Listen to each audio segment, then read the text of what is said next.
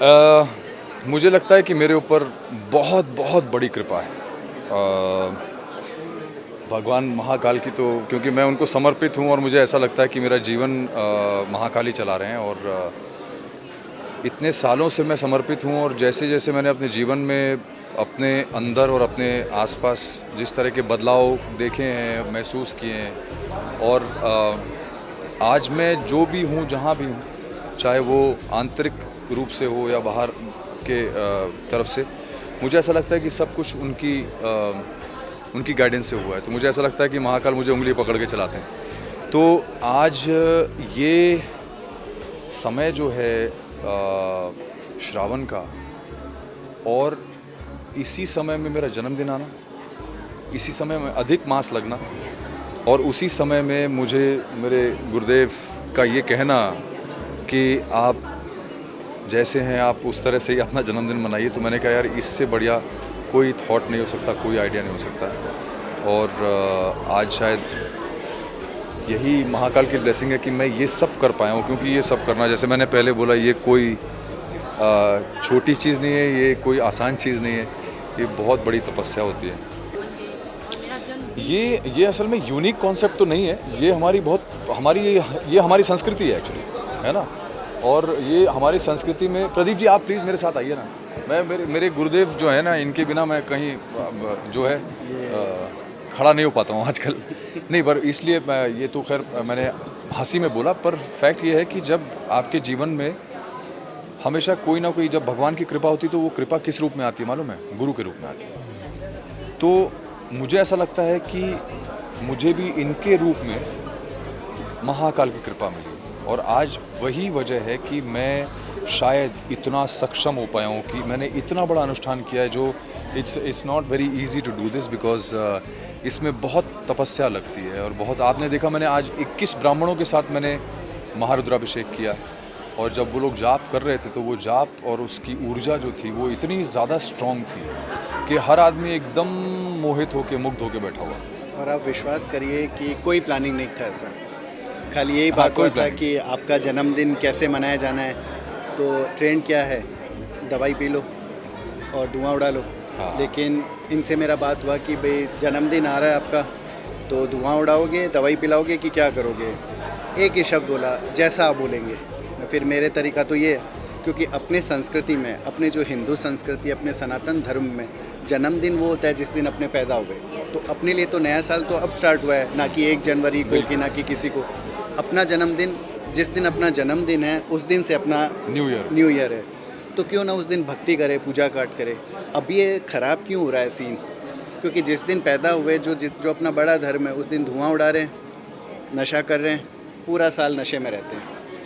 मैंने इनसे खाली ये बात करी कि मेरा ये भाव है, क्योंकि इन्होंने मेरे को बहुत मान दिया, भाव दिया। मैं ये चाहता हूँ कि आपके जन्मदिन पर, और सबसे बड़ी चीज़ क्या है, भाई कास्ट ब्राह्मण है, तो बहुत अच्छे से मेरी बात को समझ गए। बोले नहीं प्रदीप जी ये करते हैं। आप विश्वास करिए, इनकी वाइफ, इनके बच्चे मेरे को खुद बोले कि अगर इनके जन्मदिन की पार्टी में हमको 2 घंटा लगता है ऑर्गेनाइज़ करने में, इसको करने में 5 दिन लगे। 5 दिन से इतनी तैयारी हो रही है, जैसे कोई घर में उत्सव हो रहा है कि घर में कोई प्रयोजन हो रहा है। मैंने बोला ना आपको, तपस्या है ये, इट इज़ नॉट ईजी। मैं वैसे भी पूजा पाठ अपनी रोज़मर्रा की ज़िंदगी में बहुत करता हूँ, पर मैंने कभी जन्मदिन पे, हमेशा हम लोगों ने यही सोचा ना, क्या चलो पार्टी करते हैं, लोगों को बुलाते हैं, खाना खिलाएंगे, पिलाएंगे, वो सब करेंगे। तो वो सब चीज़ें दिमाग से बिल्कुल हटा दी मैंने, और मैंने कहा नहीं यार, लोगों को खाना तो खिलाना है, लेकिन प्रसाद खिलाना है। और क्यों ना हम अपने ढंग से, अपने सनातनी धर्म के ढंग से ये चीज़ करें और परफॉर्म।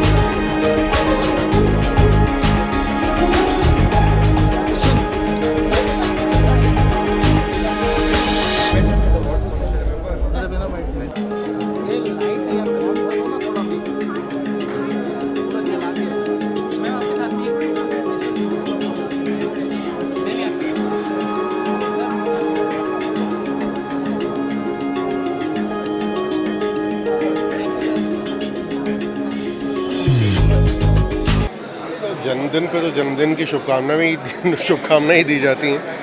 और ये सही बताऊं तो ये कुछ नया नहीं है, ये लोगों को शायद अनूठा लग रहा हो, लेकिन बचपन से हम लोगों के जन्मदिन जब मनाए जाते थे तो पूजा ही होती थी घर में।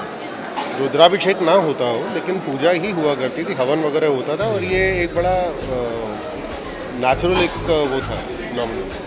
तो हाँ, वो मेरे ख्याल से जो सुधांशु ने किया है उसने सिर्फ वक्त का कांटा जो है वो पीछे घुमाया है। So this is just as good as going back to your basics. बात सनातन या उसकी नहीं है, आपको अगर पार्टी करनी है आप पार्टी करिए, रोका तो किसी ने नहीं है। उसने तय किया कि हाँ वो इस तरह से अपना जन्मदिन मनाना चाहता है। तो और ये मुझे नहीं लगता कि उसने किसी दिखावे के लिए किया है कि भाई अब मैं ये कर रहा हूँ तो सब फॉलो करिए।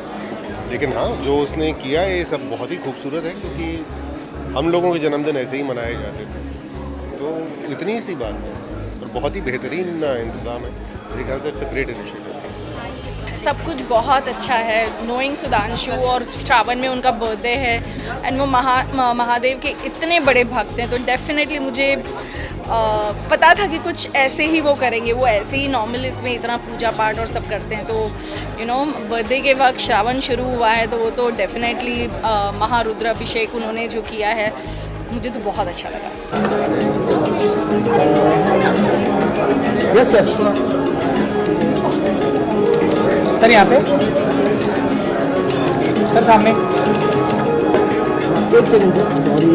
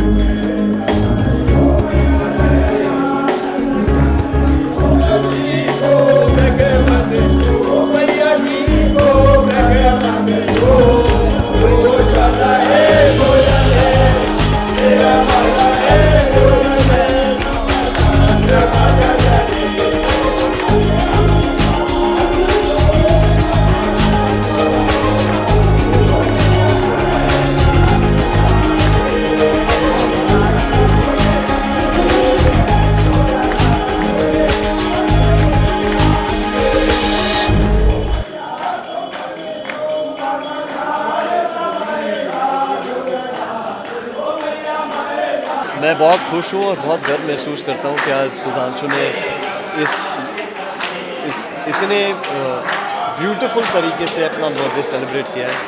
अक्सर एक इनविटेशन कार्ड आता है, 8, साढ़े 8, 9 बजे का टाइम मिलता है और एक वेन्यू होती है कि यहाँ से पार्टी शुरू होगी और लेट नाइट तक चलेगी। बट इस बार इनविटेशन बहुत अलग था और हम आज जो है इतना बड़ा एक महोत्सव मना रहे हैं यहाँ पर, तो जाहिर सी बात है बहुत गर्व महसूस करता हूँ जब हमारे दोस्त, हमारे परिवार के जो सदस्य हैं हमारी परंपराओं को इस तरीके से आगे बढ़ाते हैं। ये हमारी सभ्यता है जो हमेशा हमारे साथ जुड़ी रहनी चाहिए और हमारे बच्चों में हमारे जो हम परवरिश करते हैं हमें पीढ़ियों में ये बांटनी चाहिए ये चीज़ें, और यही देखने को मिलता है। और मैं बहुत खुश हूँ कि सुधांशु ने ये थीम रखा है आज का।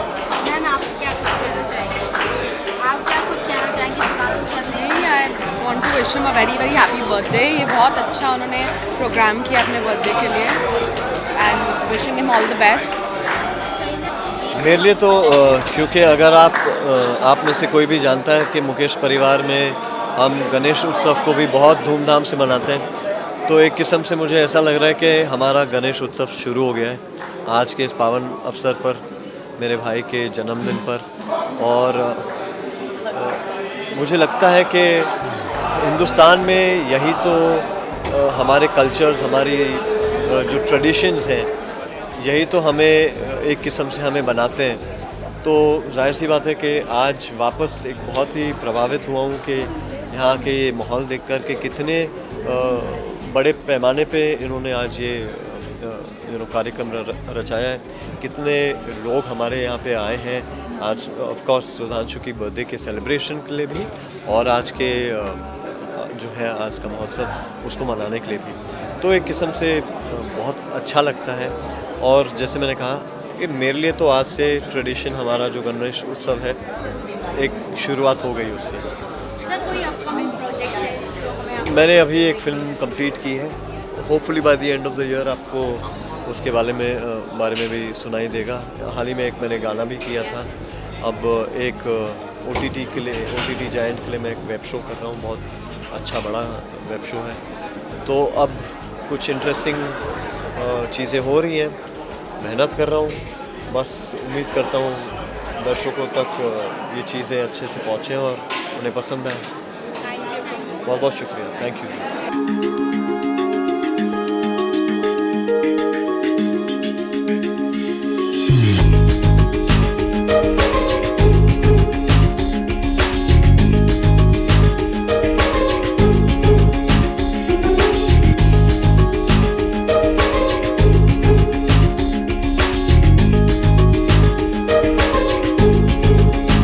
सुधांशु को बचपन से ही जानती हूँ, मतलब हमारी सबकी शुरुआत एक साथ हुई थी। So we been friends forever, more than 20 years। और जर्नीज साथ साथ रहीं, कभी आगे कभी पीछे। तो बर्थडे हमेशा साथ में रहे हमारे, और इतना अच्छा लग रहा है कि बिल्कुल इस खूबसूरत तरह से अपना बर्थडे मनाना, ये महाकाल का महायज्ञ करना, I think is beautiful. And एक अलग तरह की फीलिंग आ रही है और एक अच्छी खुशी। It's really nice. Rather party तो हम हर वक्त करते हैं, ये अलग तरह की पार्टी है। और God bless him and God bless everyone and it's beautiful.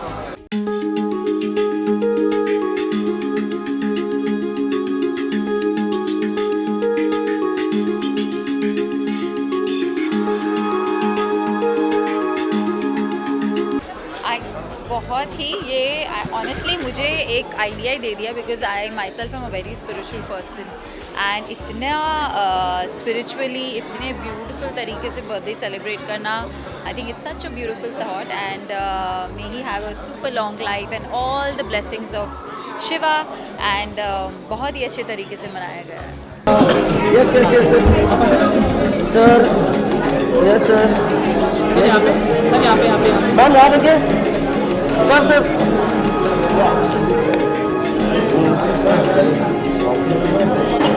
या सर मैम यहाँ देखिए मैम। यस सेंटर रुकिए ना एक मिनट सर यहाँ पे।